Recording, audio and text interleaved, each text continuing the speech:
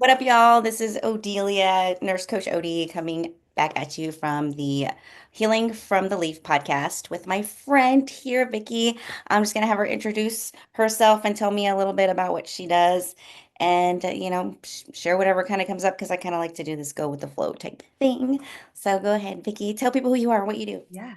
Yeah. So I'm Vickie Padavano. I am a multitude of things, right? I'm a board certified nurse coach and I have transitioned into holistic healing with autoimmune conditions. So I help women, but to tell you the truth, men have been falling in my lap. And so I'm taking them as well. But basically, just allowing people to heal for real, stop those flares, and really get to the root of their illness. Because that's kind of my story, right? I was trying to do all these things from the Western side being a nurse, and it just never was working for me. And it wasn't until I got to the root of my illness that things started shifting, right? Nothing's perfect. No one's perfect, right? We're human, we're constantly healing, but it's really getting to the point where you know your body and you can actually heal and you don't have to just live flare to flare to flare. So, in a nutshell, I help others people get their life back so that they don't have to be miserable anymore. Right. So tell me a little bit more about your personal story with I want to say like coming to Jesus story, but coming to like the different side of medicine story, like the holistic side, the more natural Yeah. side, I guess.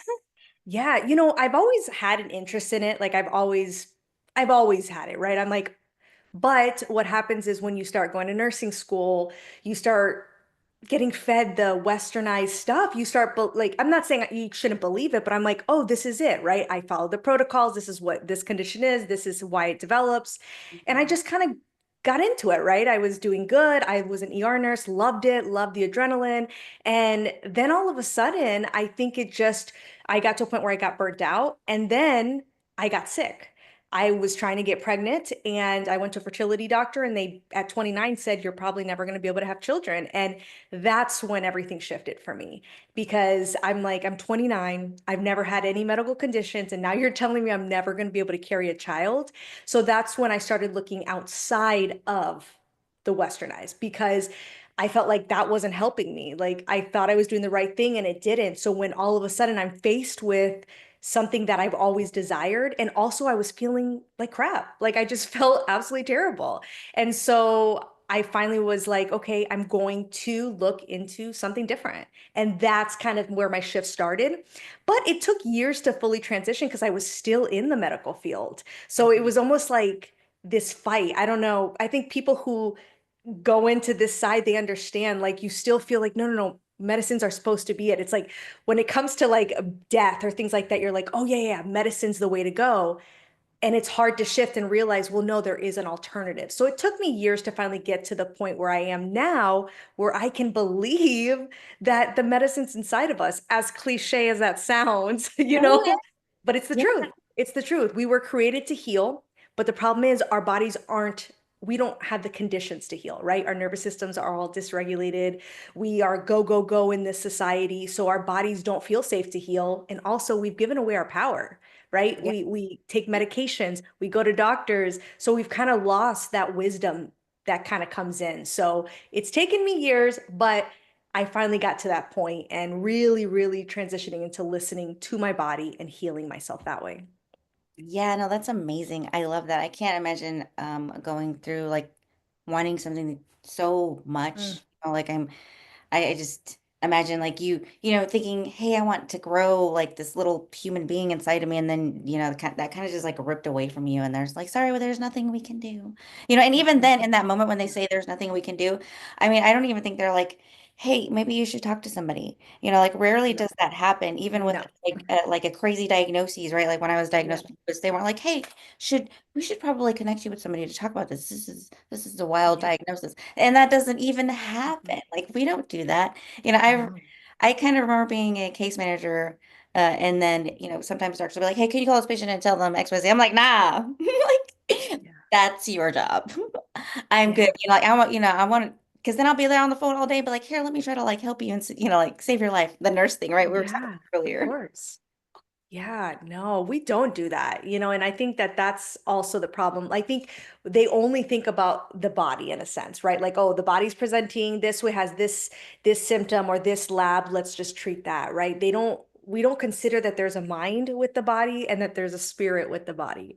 And so we don't think of it as a whole. We literally just look at one thing and call it a day. And it's like that does work in some cases, right? You have diabetes, you give someone insulin or metformin, whatever it is. Okay, their sugar might be controlled, but is it fixing the problem? Yeah, no, No. exactly.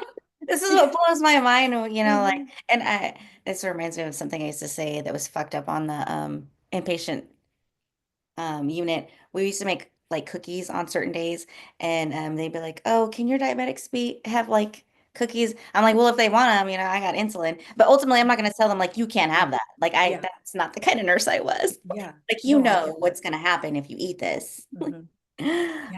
Yeah, Making sure you remind them. I'm sure they got tired of hearing that sort of thing. But like I know. being Yeah, that annoying person, be like, I'm just remembering or reminding you that hey, this is what's gonna happen. But like I don't, yeah, we don't have time to be treating the whole person. we It's don't. and And I they make think it you hit harder. that. We don't have time. Yeah, we don't. If we make it harder, and we don't make the Yeah. time. Like Mhm. yeah, no, the system is flawed. It Yeah, really is. It yeah, really is. But that's why it's nice when people like who really want to figure it out, like step out of that. And that's where like that nurse coach, like it's transformational because we are transforming the medical field, right? There's all these coaches and coaches are great, but when you're a nurse and you're basically stepping out of that field and saying, "Hey, now we have this knowledge, like we can literally transform healthcare altogether." So I feel like it's really cool when all of us are finally getting out there and doing that because it's going to be able to shift things. I think people are going to say, like, oh, this really does work. We just yeah, need to take more time asking the right questions, actually looking at the whole body, at their whole life, right? right. The Yeah, whole life. you hit on this really well too. The underlying thing, Mhm. like what is the underlying thing? So what?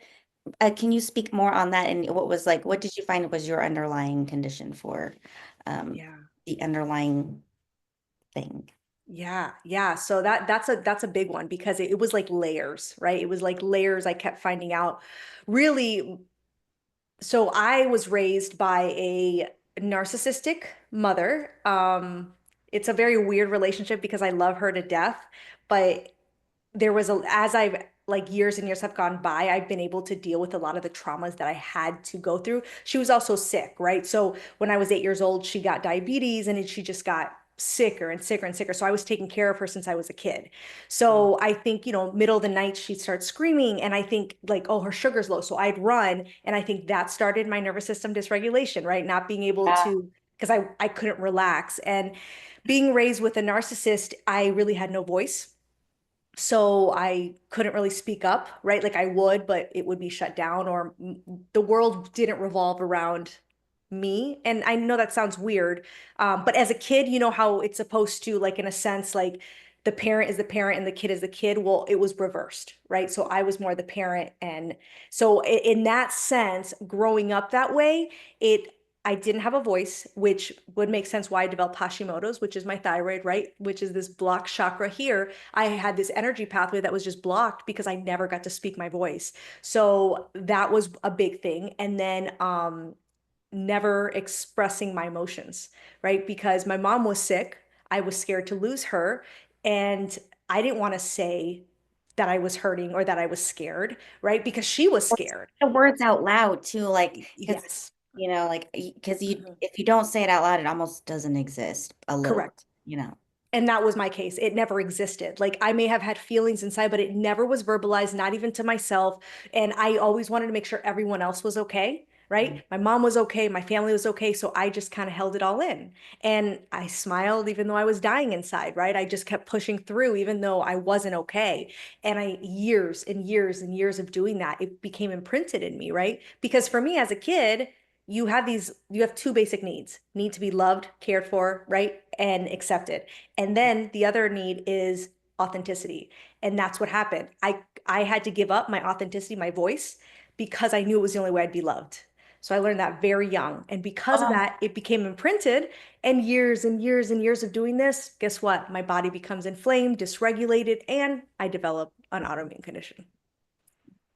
So, I love in a how nutshell. you like beautifully say that. So just um I have a question. Do you have like gurus or people that you have and like to read? Like I'm a Mhm. huge fan of Joe Dispenza.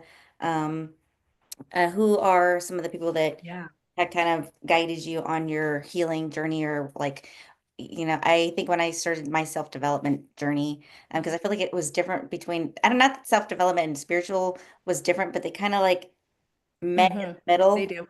And so like different gurus, like this more woo-woo super spiritual. I don't know if you know about Mhm. Esther Hicks or Abraham Hicks. They're really woo-woo out there. But then, like being a nurse, I feel like I was more geared towards like I love Atomic Habits, and Joe Dispenza was another person that I love because he has the idea that we are capable of healing ourselves. Mhm. We are so connected to Absolutely. the divine. So like Yes. I believe that 100%, but it's going to take me, like you said, the layers, right? It's going to take me a minute to Oh get there yeah. use, but I'm going to use cannabis to get me to that Yeah. until I get to that place. But yeah, who are your people that you've been Yeah. with? Yeah, there's been so many, but I'll tell you the big one is Gabor Mate. He basically, I'm not sure, he actually was on a podcast with Mel Robbins recently, but he he transformed how I viewed healthcare altogether because he was a Western doctor, right? He's a Western doctor who figured out we are not helping anyone and realized we're not asking the right questions, right? We're not asking what's going on in your personal life. How are your emotions? What's coming up? What are your fears? Like he figured out there's more to a person than just prescribing.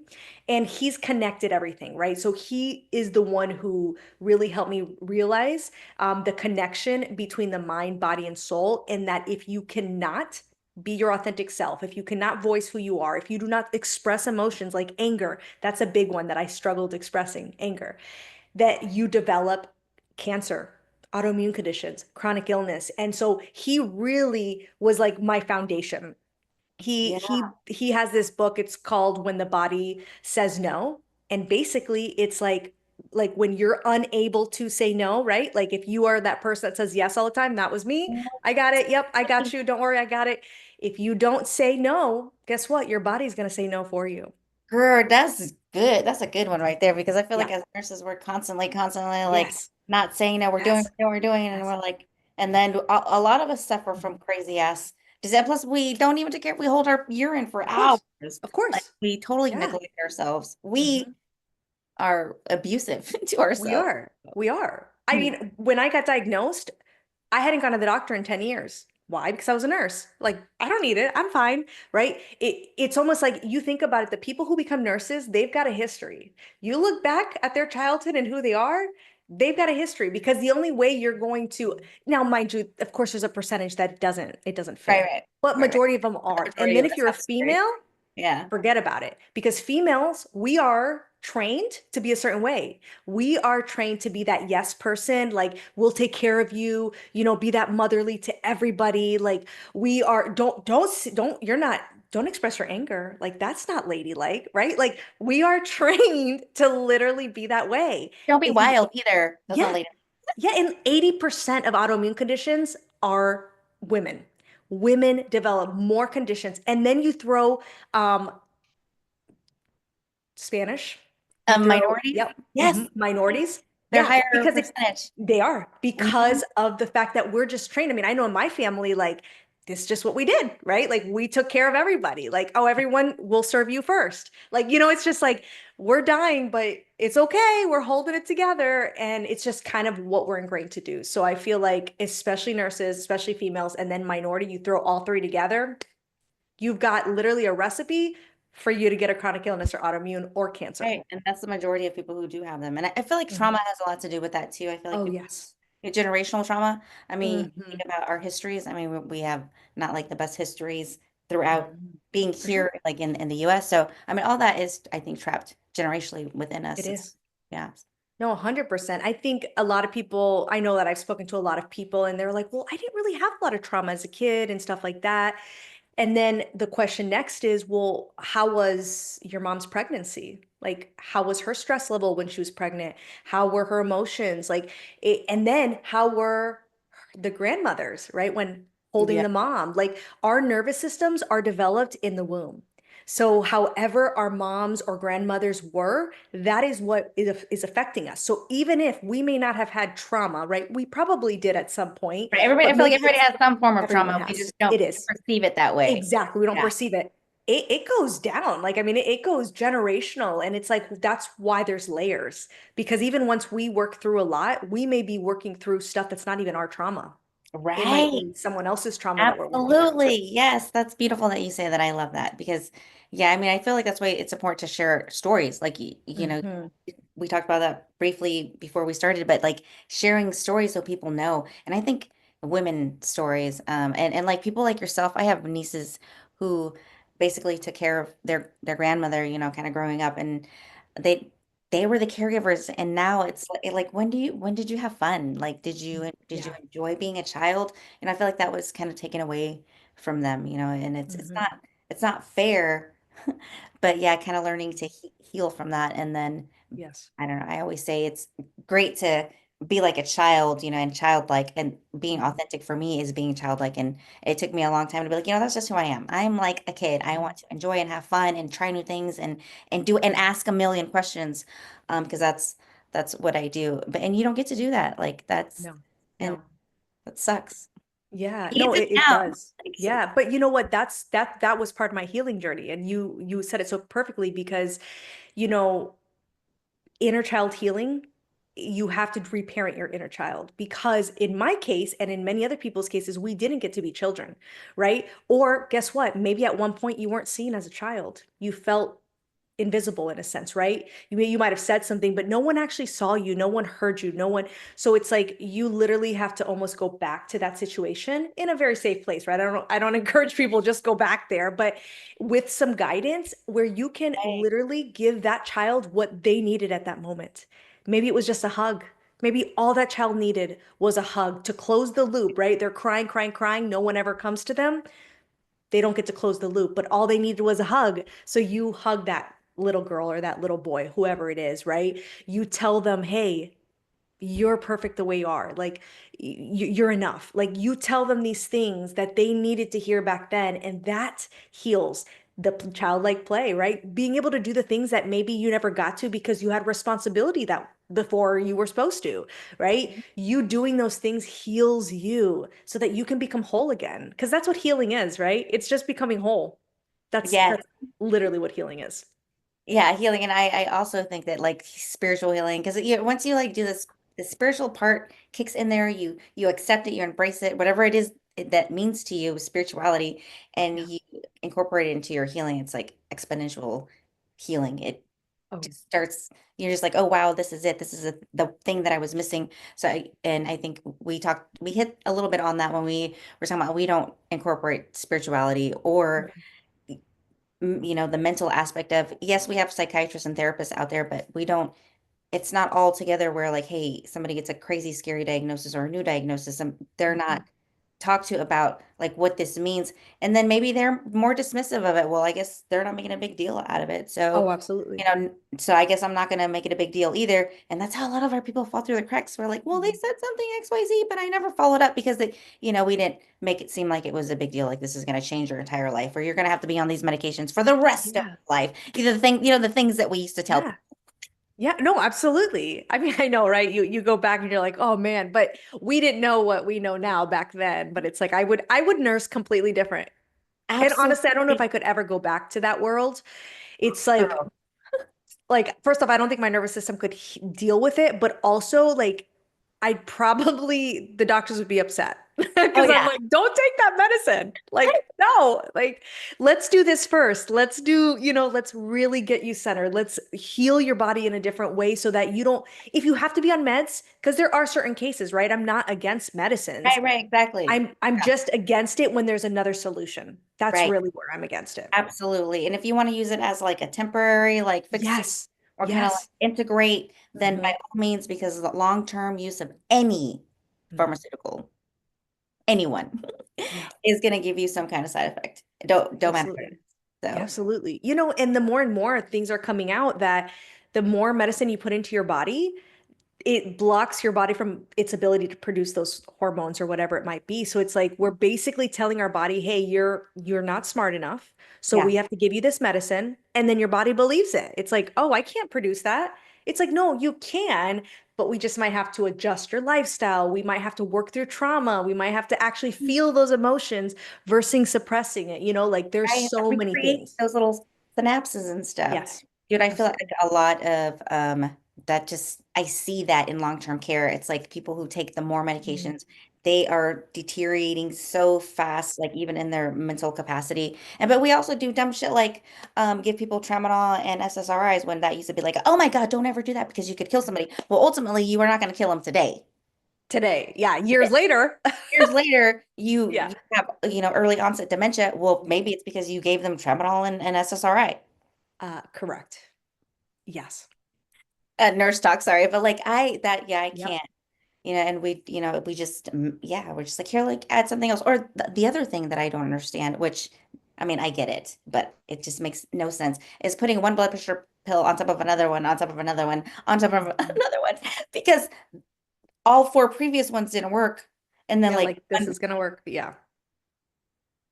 okay, Mhm. there's my rant. I'm done for No, I feel you. Honestly, that's why I think we are doing a disservice by not educating patients and also like holding them accountable. Because I think too, we're basically like, well, they're not going to do anything, so we're just going to give them this. It's like, well, I think we need to shift a little bit and really have patients take control of their health.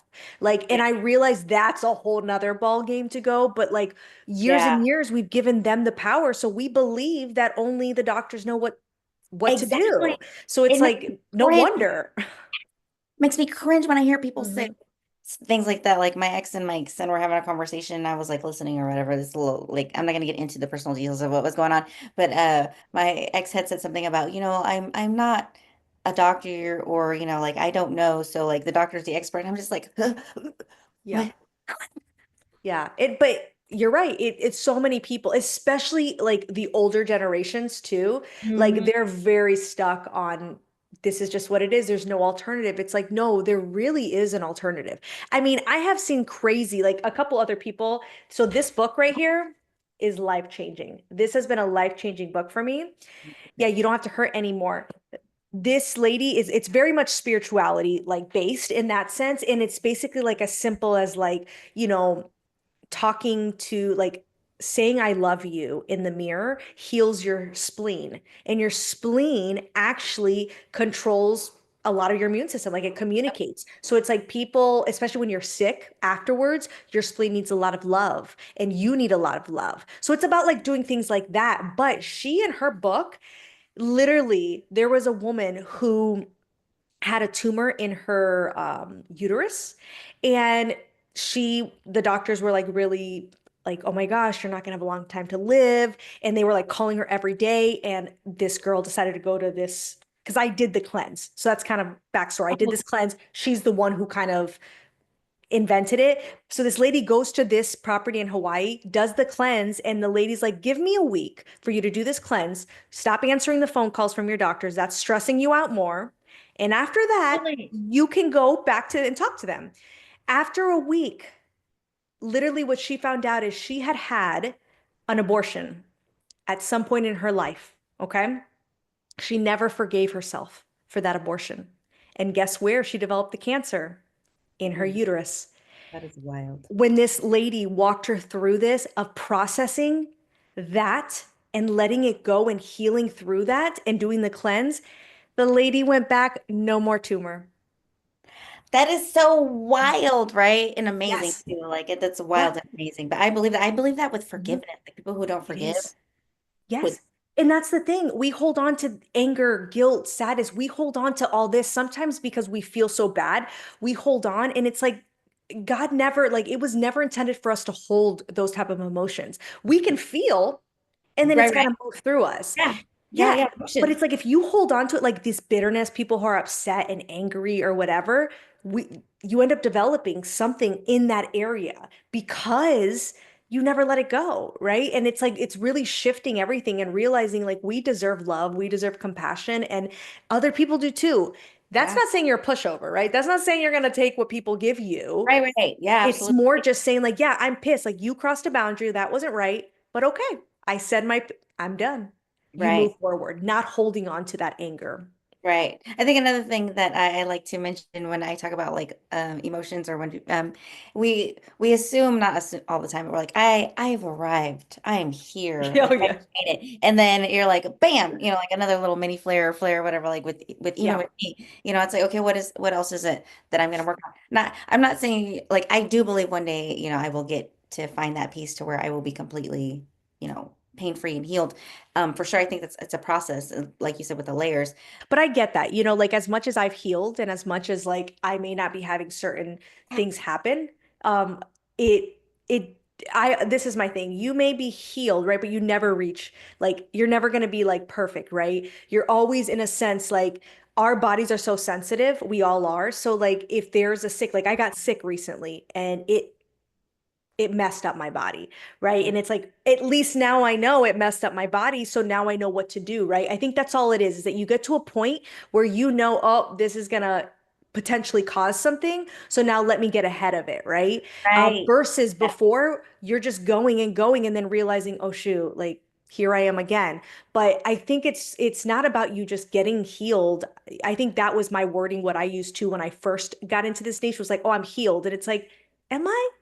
Right, Like right, right. No, I like think that's where I was I'm going with technically it. not healed. Like I Yes, feel better, right? But I think it's like maybe the wrong wording, and I can accept that because it's like, no, we're always healing. We're never gonna be healed.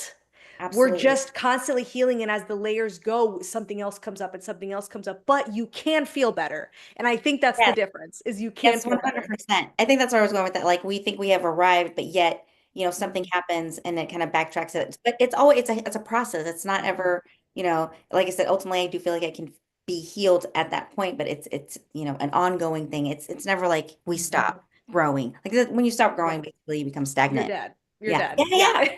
I mean, it's Absolutely. like, yeah, 100%. I believe that. Yeah. I like yeah, to say that the day you stop learning is the day you die. Like that's it. yeah, So absolutely. Yeah. cool. There. Yeah, no, that's a good one though. It's definitely been a learning lesson for me through this because I'm like, oh, I feel great. I'm great. I'm healed. And it's like, well, Vicky, you're not healed. Like you're just feeling better, right? And I think a lot, especially like I'm a perfectionist or recovering perfectionist, and like so I when I think black and white, right? I think, oh, it's either healed or not healed. It's like, no, Yeah. no, there's no like black or white here. It's literally in the middle. And I think a lot of people who develop autoimmune conditions, chronic illness, and cancer are probably some perfectionists, right? Are people who are either overachieving or something along the lines. So, of course, we want to get healed, right? We think this idea, but it's like maybe if we actually realize that there's no, there, you're never going to get there, maybe that would relieve a lot of burden off of us, For sure. especially. It would help with the cortisol levels coursing through our veins. Mhm. You know what I'm saying? Like, Absolutely. so let's tell everybody where they can find you. Yeah. Is Well, there I'm anything else you want to say before you tell everybody where they can find you? Sorry. Yeah, no, I think ultimately what I want to say is if at any point anyone has ever said, like, this is just your life, like, this is a condition you've been giving, may it be chronic illness, autoimmune, cancer, whatever it is, like, this is just it, like, never listen to that. Like, know that there's always another solution and that you can live a life where you're free from these illnesses, right? Like, in the sense of it doesn't weigh you down, right? You're not as exhausted, you're not bloated all the time, you're not having the brain fog all the time. There is another way, right?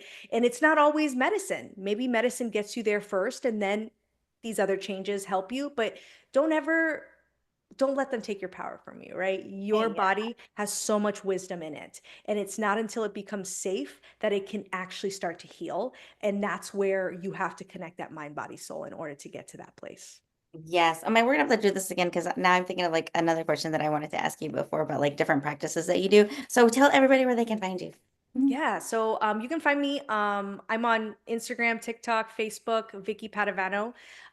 But also I have a community, and that's the best part of it. Is it's called the Healing House. It's on school. If you can talk to any of us and to be a part of it. But honestly, it's just a place where women can come and just have community. Because you know what the worst part is? When you're sick. and you feel alone and you feel like no one understands what you're going through. And it's like this community is all about people understanding, but actually a place you can heal, right? A place you can actually start feeling better, not just a place where you go and, hey, this is my issue and that's it. It doesn't stop there. There's actually something on the other side.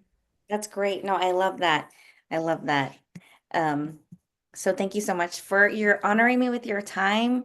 I appreciate everything that you shared with me today, and I'm super excited to be in your world. Yeah, so thank you, Vickie. Yeah. Thank you so much, you guys. Thank you for having me here.